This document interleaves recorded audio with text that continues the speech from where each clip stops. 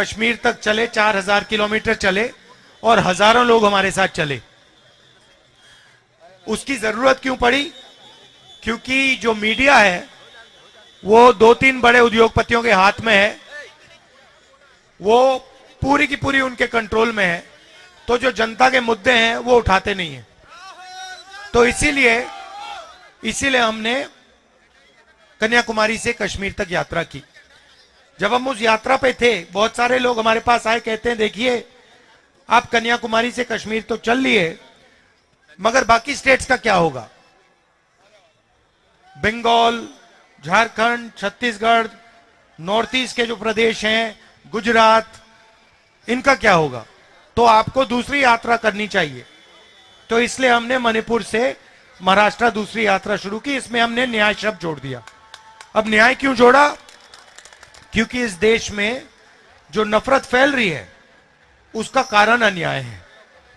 किस प्रकार का अन्याय? आर्थिक अन्याय, सामाजिक अन्याय, किसानों के खिलाफ अन्याय, युवाओं के खिलाफ अन्याय।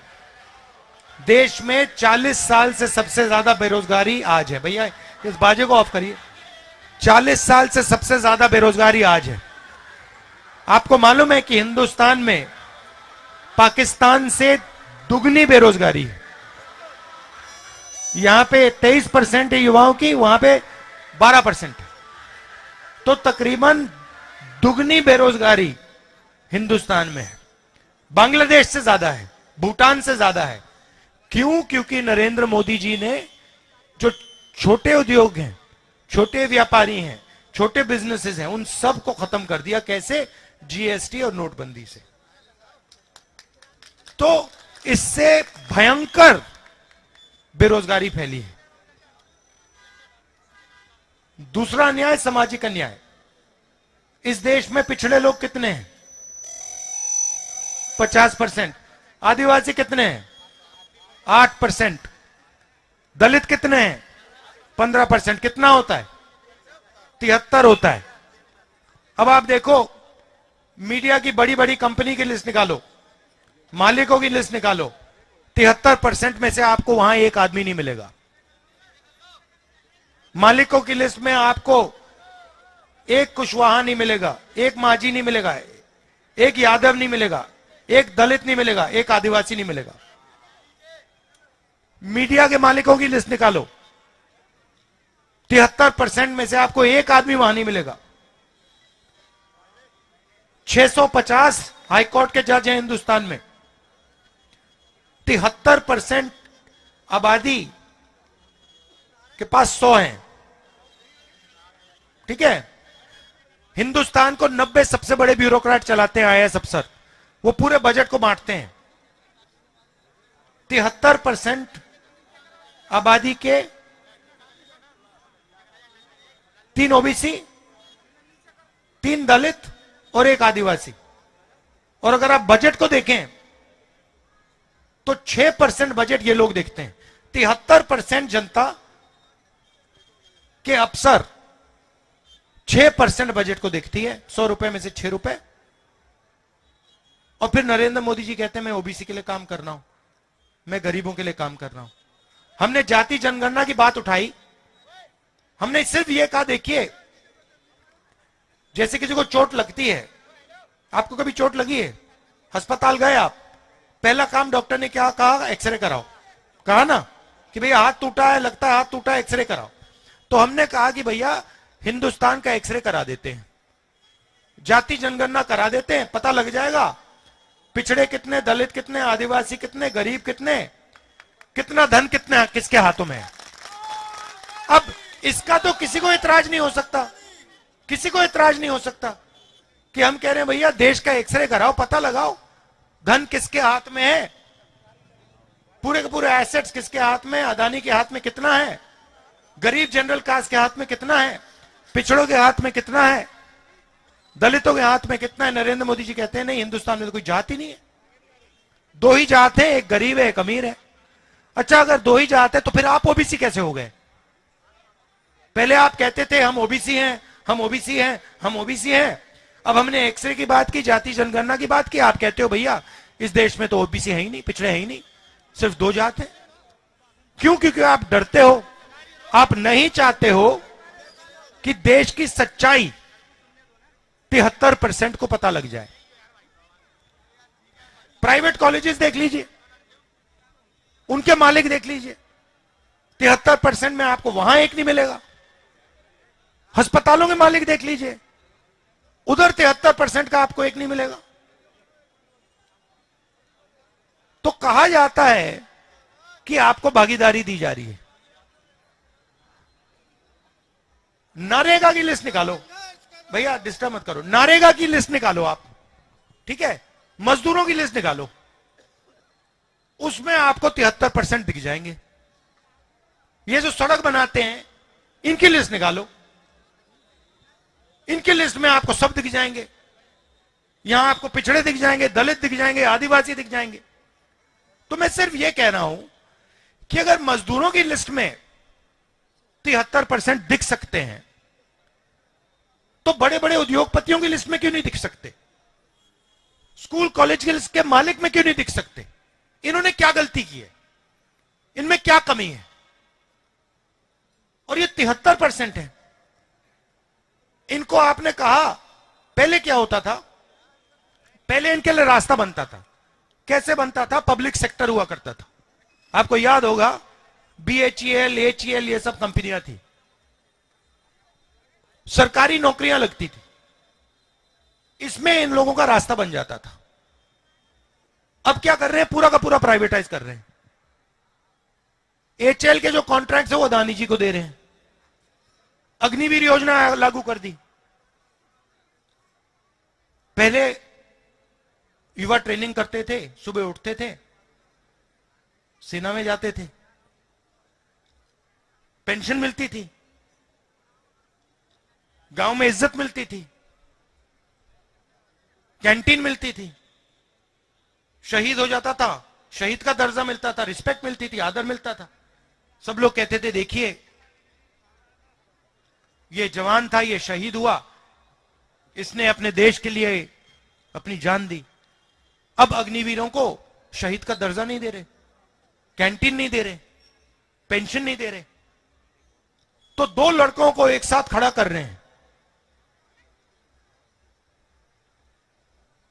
एक को ट्रेनिंग मिलेगी, पूरी ट्रेनिंग मिलेगी, 4 में से 1 को पूरी ट्रेनिंग मिलेगी और 3 को सही ट्रेनिंग भी नहीं मिलेगी, 6 महीने की ट्रेनिंग मिलेगी। अगर वो शहीद हो गया, अग्निवीर शहीद हो गया, उससे कहेंगे भैया, उसके परिवार से कहेंगे देखिए तो शहीद ही नहीं है, वो है शहीद, वो जो अग्निवीर नहीं है वो है शहीद। ये अग्निवीर तो शहीद ही नहीं हुआ, इसको ना हम कैंटीन देंगे, ना इसको पेंशन देंगे। तो ये सारे के सारे रास्ते एक के बाद एक 73% के लिए बंद किए जा रहे हैं।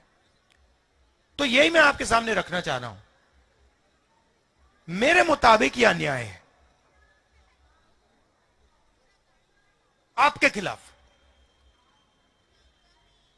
इसलिए मैं आपके सामने यह बात रख रहा हूं कि अगर हमें देश को मजबूत करना है तो 73% जो आबादी है उनको कहीं ना कहीं तो रास्ता मिलना चाहिए। ठीक है, शायद मान लीजिए आप कहें कि भैया नहीं, राहुल गांधी गलत बोल रहा है, हमें हिंदुस्तान की सबसे बड़ी कंपनियों के मालिक नहीं बनना। पता नहीं आपको लगे, आप शायद ये सोचो,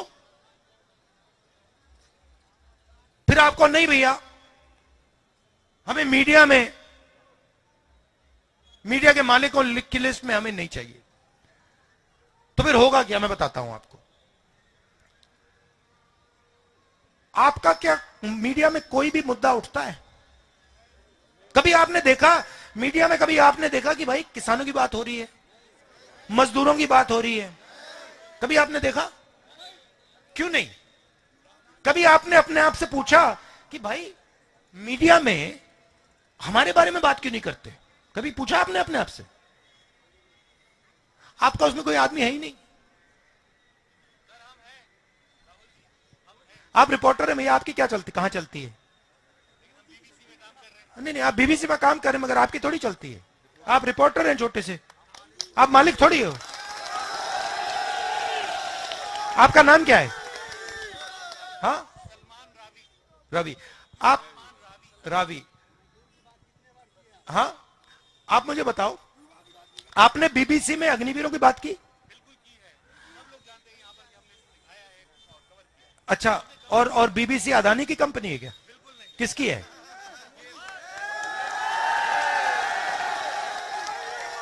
तो आप हमें कह रहे हो कि आप एक विदेशी कंपनी के लिए के लिए काम करते हो। आप मुझे कह रहे हो पब्लिक ब्रॉडकास्टर, आप विदेशी कंपनी है आपकी, है ना? विदेशी कंपनी अग्निवीर की बात कर रही है। अजीब सी दुनिया है। विदेशी कंपनी में हिंदुस्तानी आदमी मुझे कह रहा है कि नहीं भैया हमने उठाया।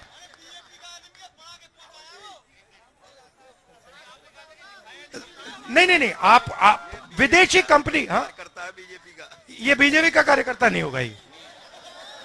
नहीं, मगर मेरा कहना है, देखिए मजे की बात देखिए, मजे की बात देखिए, विदेशी कंपनी बीबीसी अग्निवीर का मुद्दा उठा रही है, मगर हिंदुस्तान की कोई भी मीडिया की कंपनी अग्निवीर का मुद्दा नहीं उठा रही। क्यों? क्योंकि हिंदुस्तान की कंपनियां अदानी जी जैसे 2-3 उद्योगपति के हाथ में है।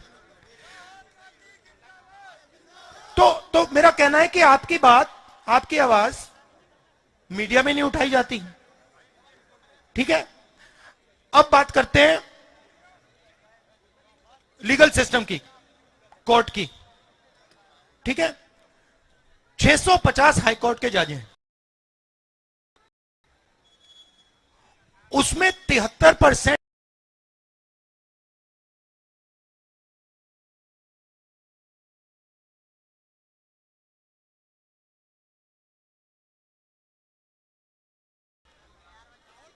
ठीक है, ठहर जाइए, ठहर जाइए, ठहर जाइए।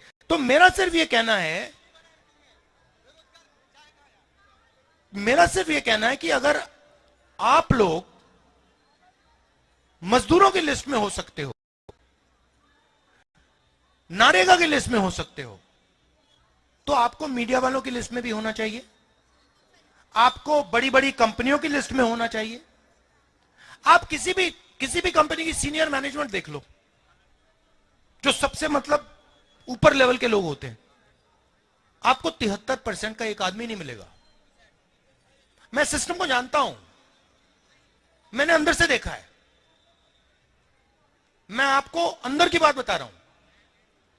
शायद आपको, जहां आप बैठे हो, शायद आपको दिखे भी ना। तो मेरा कहना है थोड़ी सी जागरूकता होनी चाहिए। क्यों? नुकसान किसका हो रहा है? नुकसान आपका हो रहा है, आपको पता भी नहीं लग रहा शायद कितना भयंकर नुकसान आपका हो रहा है। देश का नुकसान हो रहा है। आप कौन हो? आप देश हो। अगर आप 73% हो तो आप देश के 73% हो, और क्या? अब क्या होता है, बीजेपी के लोग कहते हैं भारत माता की जय। सुना होगा आपने, भारत माता की जय, है ना? तो ये भारत माता है क्या? आप ही हो ना?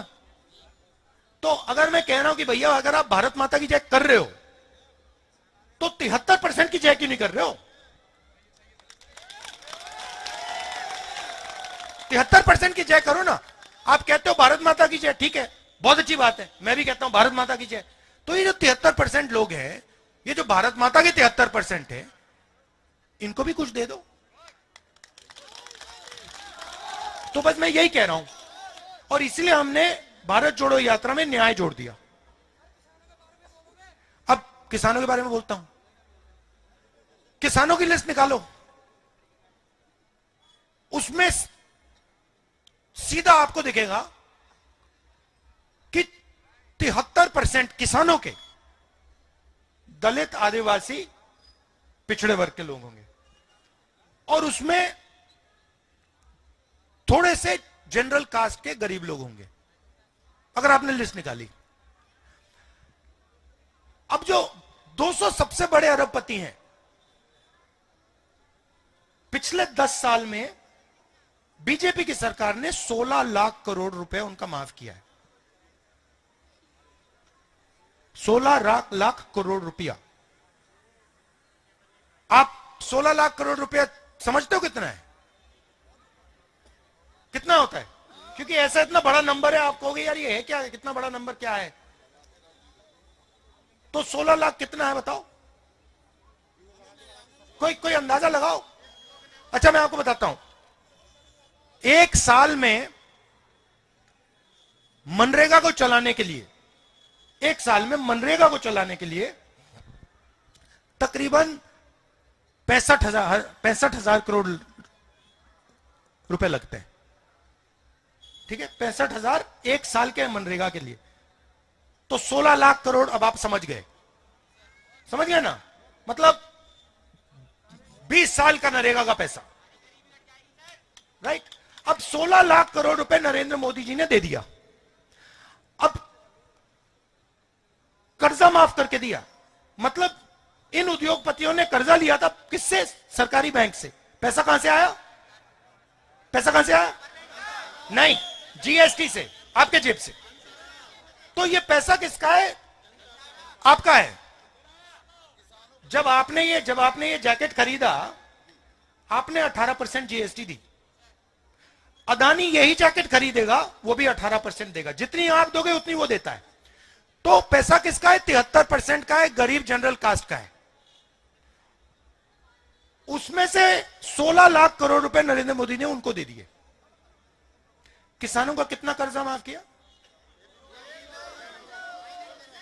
एक भी नहीं। तो मैंने सिर्फ ये बात बोली कि भैया अगर आप इनका 16 लाख करोड़ माफ कर सकते हो तो इनका भी 1 लाख करोड़ माफ कर दो। उसमें क्या, मतलब क्या बड़ी गलती है? नहीं, पार्लियामेंट में